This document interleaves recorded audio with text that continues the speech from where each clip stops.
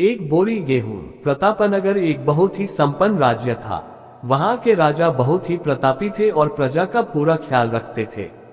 राजा ने पूरे जीवन प्रजा की मन से सेवा की थी, लेकिन अब वह बूढ़े हो चले थे तो मन में बड़ी दुविधा थी कि उनके बाद राज्य को कौन चलाएगा। राजा साहब के 3 बेटे थे। अब तीनों ने एक ही गुरु और एक ही विद्यालय से शिक्षा ली थी, लेकिन राजा ये निर्णय नहीं कर पा रहे थे कि कौन राज्य के लिए सबसे अच्छा उत्तराधिकारी है। अब राजा ने तीनों बेटों की परीक्षा लेने की सोची। एक दिन राजा ने सुबह सुबह सभी पुत्रों को बुलाया और उन सबको एक एक बोरी गेहूं देते हुए कहा कि मैं और तुम्हारी माता तीर्थ यात्रा पर जा रहे हैं।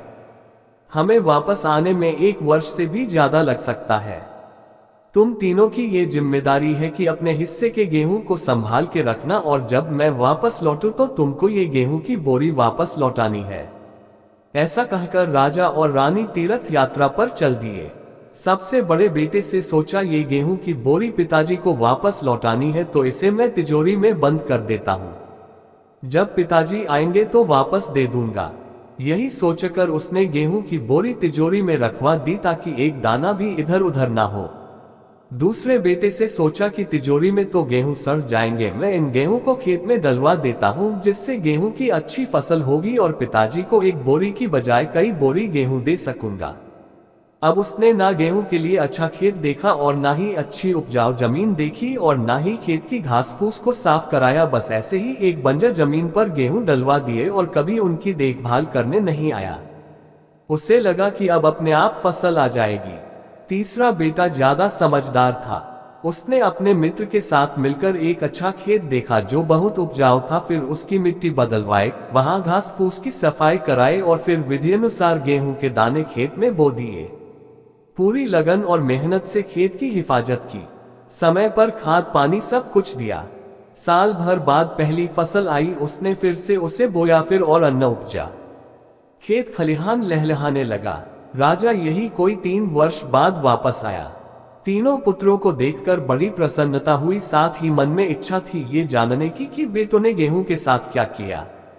पहले पुत्र ने जैसे ही तिजोरी खोल के दिखाए, अंदर से बहुत बुरी बदबू आ रही थी, सब कुछ सड़कर राख हो चुका था। पिता ने कहा, ये अन्न है जिससे हम सबका जीवन चलता है और तुम इसकी देखभाल नहीं कर पाए, तुम क्या राज्य संभालोगे। अब दूसरा बेटा पिता को उस जगह पर ले गया जहां उसने गेहूं को डलवाया था। वहां जाकर देखा तो जंगल था, बड़ी बड़ी घास फूस खड़ी थी। गेहूं का तो नामो निशान ही नहीं था। राजा बहुत नाराज हुआ और उसे भी राज्य का उत्तराधिकारी बनाने से मना कर दिया। अब तीसरा पुत्र पिता को अपने खेतों पर ले गया। वाह, दूर से ही एक अलग खुशबू आ रही थी।